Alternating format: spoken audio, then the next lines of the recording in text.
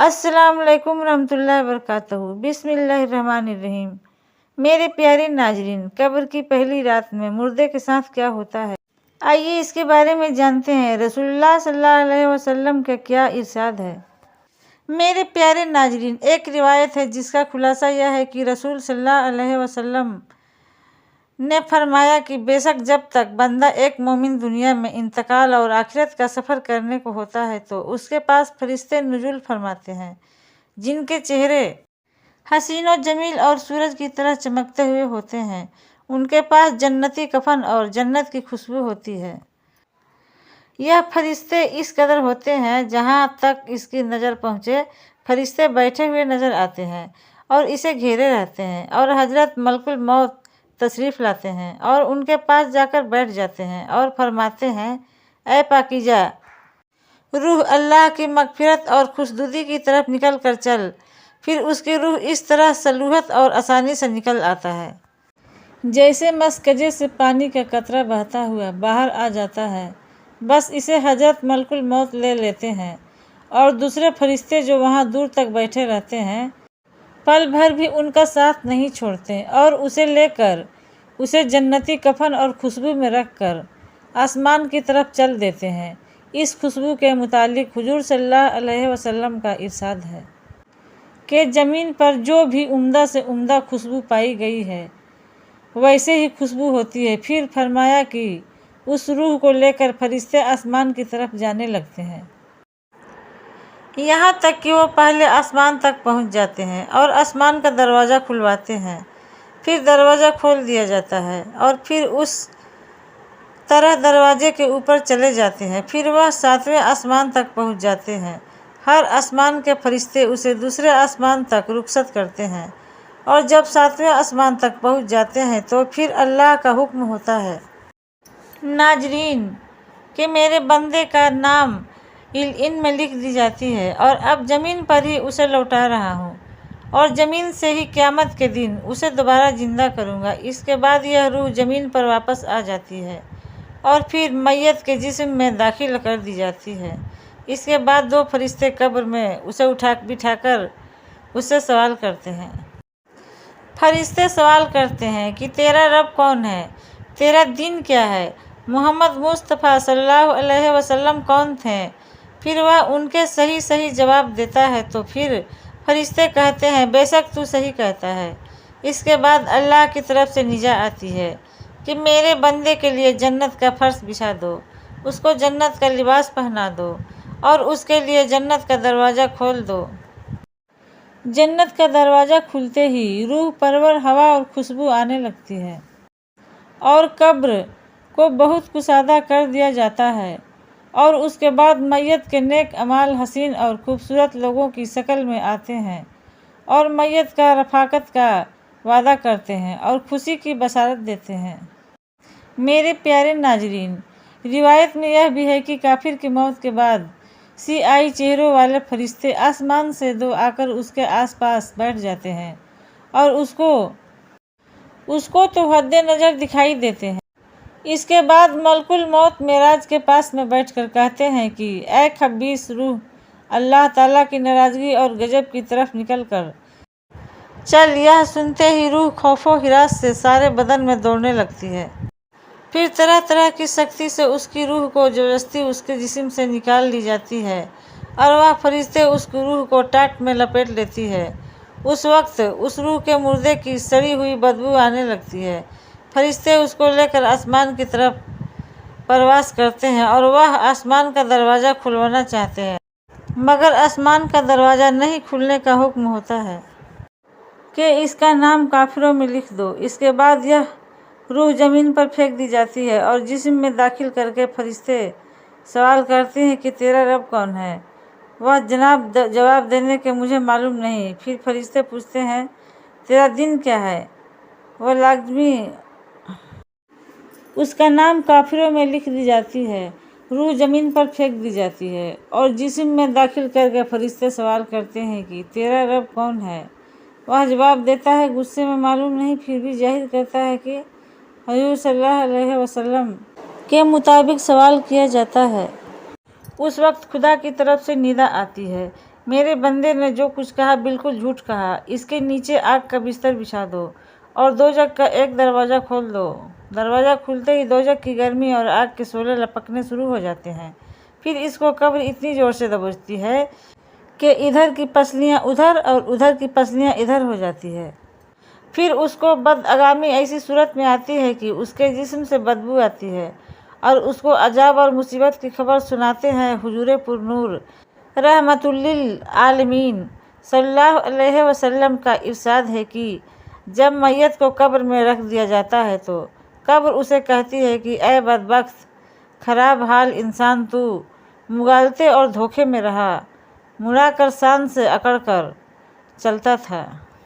تجھ کو یہ معلوم نہیں تھا کہ امتحان اور آزمائش کا گھر تو تنہائی اور خلوت کا مقام پر، جہاں تو صرف کیڑوں کی بہتال میں ہے، تو نے میری پرواہ نہیں کی۔ اگر مرنے والا نیک ہوتا ہے تو اس کی طرف سے کوئی جواب دینے والا آتا ہے اور کہتا ہے کہ اے قبر، تو دیکھتی نہیں کہ یہ اچھی باتوں کا حکم کرتا تھا اور لوگوں کو بری باتوں سے روکتا تھا؟ تو پھر یہ قبر سن کر کہتی ہے، اچھا اگر ایسا ہوتا تھا تو اس کے لیے میں گلزار بن جاتی ہوں اور اس کا جسم نور کا بن جائے گا اور روح خدا کے پاس چلی جائے گی۔ اگر کبھی مردے سے قبر اس طرح کہتی ہے، میں تاریک اور تنہائی کا گھر ہوں، اگر تو دنیا میں اللہ تعالیٰ کی اطاعت اور فرما برداری میں رہا ہے تو میں آج تیرے لیے رحمت ہوں، اور اگر تو نے اللہ تعالیٰ کی نافرمانی اور سرکشی کی ہوگی تو میں تیرے لیے عذاب جان بنوں گی۔ میں وہ ہوں جو مجھ سے خدا کا نیک بندہ بن کر آئے گا، وہ یہاں سے خوش ہو کر نکلے گا، اور جو گنہگار اور نافرمان ہوگا وہ تباہ اور برباد ہوگا۔ اور بعض دفعہ قبر کہتی ہے کہ اے کھانا خراب، کیا تجھے کسی نے مجھ سے ڈرایا نہیں تھا اور تجھے یہ خوف دلایا نہیں تھا کہ میں تنگ اور تاریک اور بدبودار خوفناک کیڑوں کا مرکز ہوں، اور تو نے دنیا میں رہ کر میرے لیے کیا سامان مہیا کرایا ہے؟ اور جب کوئی شخص قبر میں دفن کیا جاتا ہے اور اس پر عذاب اور تکلیف کو نازل ہوتا ہے تو میں اس کے آس پاس کے مردے جو مدفون ہوتے ہیں وہ اسے کہتے ہیں کہ اے شیخ، تو کس قدر غافل رہا کہ ہمارے بعد بھی تجھے دنیا میں رہنے کا موقع ملا، اور تو مجھ سے بعد میں آیا ہے، پھر بھی تو نے اپنے سے پہلے آنے والوں سے عبرت حاصل نہیں کی، اور تو نے نہ سمجھا کہ مرنے والے تو مر چکے ہیں اور ان کے اعمال بھی پورے ہو چکے ہیں، چاہے اچھے اعمال تھے یا برے، مگر تیرے لیے تو بہترین موقع تھے کہ تو دارالاعمال یعنی دنیا میں تھا اور برے افعال کا تدارل نیک کاموں سے کر لیتا۔ تجھے تو کافی مہلت ملی ہوئی تھی، تو ان لوگوں پر غور کرتا جو کہ تجھ سے پہلے لوگوں کے کندھوں پر لد کر مٹی میں ملا دیے گئے۔ تجھے کس نے دھوکہ دیا اور تو کس مغالطے اور فریب میں پڑا رہا؟ حدیث شریف میں لکھا ہے کہ حضور صلی اللہ علیہ وسلم نے ارشاد فرمایا کہ قبر جہنم کی خندقوں میں سے ایک خندق ہے یا جنت کے باغوں میں سے ایک باغ ہے، اور جب کوئی شخص مر جاتا ہے تو اس کو اس کا ٹھکانہ صبح اور شام دکھایا جاتا ہے۔ جنتی کو جنت دکھائی جاتی ہے اور جہنمی کو جہنم دکھائی جاتی ہے۔ اور جو شخص مرنے کے بعد دفن نہیں کیا جاتا اس سے بھی سوال اور جواب کیا جاتا ہے۔ دوستو، موت دراصل بندہ مومن کا تحفہ ہے۔ حضور پاک صلی اللہ علیہ وسلم کا ارشاد ہے کہ مومن کا تحفہ موت ہے اور اس لیے ایک خوشبودار پھول ہے۔ سلیمان بن عبداللہ مالک نے ابو حازم رحمۃ اللہ علیہ وسلم سے یہ بتائے گئے کہ ہم موت سے کیوں گھبراتے ہیں؟ انہوں نے فرمایا، اس لیے گھبراتے ہو کہ تم نے آخرت کو برباد کر دیا اور دنیا آباد کیا، لہٰذا آبادی سے ویرانے میں جانا پسند نہیں کرتے۔ سلیمان نے کہا، آپ صحیح فرماتے ہو۔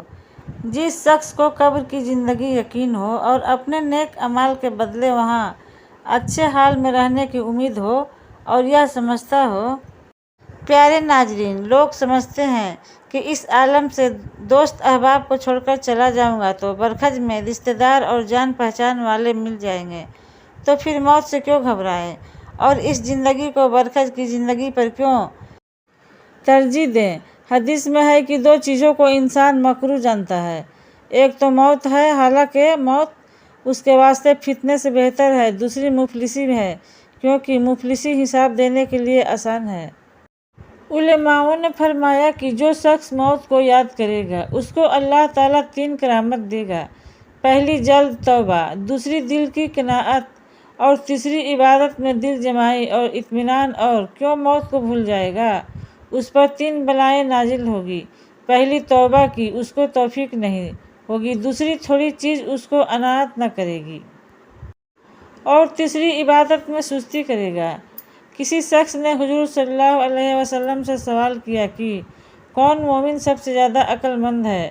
تو آپ نے فرمایا کہ جو موت کو سب سے زیادہ یاد کرے اور نیک اعمال سے موت کے بعد کا سامان درست کرے۔ حضرت علی رضی اللہ عنہ نے فرمایا کہ سب لوگ سو رہے ہیں، جب مریں گے۔ اے مسلمانوں، موت اور عالم برزخ کی حقیقت تم پر واضح ہو چکی ہے۔ تم خود بخود سوچو کہ جو زندگی تم نے گزار چکی ہے، اس میں آخرت کے لیے کیا کیا سامان مہیا کر رکھا ہے۔ تم نے دنیا کو آباد کیا اور آخرت کو برباد کیا۔ یہاں کسی کے بارے میں یہ پتہ کرنا ممکن نہیں ہے کہ وہ گناہگار ہے یا نیک ہو سکتا ہے۔ ہماری نظر میں صرف اس کی اچھائیاں اور برائیاں ہو، لیکن نیکیاں بھی موجود ہو جو اس کی برائیوں کو دھونے والی ہو۔ لیکن نیکیاں بھی موجود ہو جو برائیوں کو دھونے والی ہو، اور وہ ہماری نظر سے برائیوں کو دھونے والی ہو، اور وہ ہماری نظر سے پوشیدہ ہو۔ اس لیے ہر شخص کو اپنے غرور، گناہوں اور خطاؤں پر نظر رکھنا چاہیے، اپنی اصلاح کی فکر اور کوشش کرنی چاہیے۔ اسی لیے تم ایک دوسرے کی برائی سے پرہیز کیا کرو، اپنی زندگی کو سنوارنے کی جدوجہد کیا کرو، تاکہ آخرت کے لیے بہترین سامان جمع کر سکو اور تم اللہ تعالیٰ کی خوشنودگی حاصل کر سکو۔ شراب پینا، زنا کرنا، چوری، جھوٹ، غیبت، چغلی خوری، عیب، ظلم، ماں باپ کی نافرمانی اور اس قسم کے بہت سے گناہوں کے بارے میں تم پڑھ چکے کہ ہمیں کس قدر سے سخت عذاب ہمیں اسی گناہ کے بدلے میں ملتا ہے۔ میرے پیارے ناظرین، تمام گناہوں سے توبہ کرو اور نماز، روزہ، حج، زکوٰۃ، خیرات، صدقہ، رحم دلی، محبت اور بھائی چارہ، ایسے تمام نیک کاموں پر دل سے عمل کرو۔ تمہارے یہ سبھی اعمال آخرت میں کام آئیں گے، تم کو عذاب سے محفوظ رکھیں گے۔ اللہ تعالیٰ ہمیں نیک عمل کرنے کی توفیق عطا فرمائے، آمین یا رب العالمین۔ میرے پیارے ناظرین، اگر ابھی تک آپ لائک سبسکرائب نہیں کیے ہیں تو لائک سبسکرائب کر لیجئے، اور کمنٹ باکس میں ماشاء اللہ ضرور لکھنا۔ خدا حافظ۔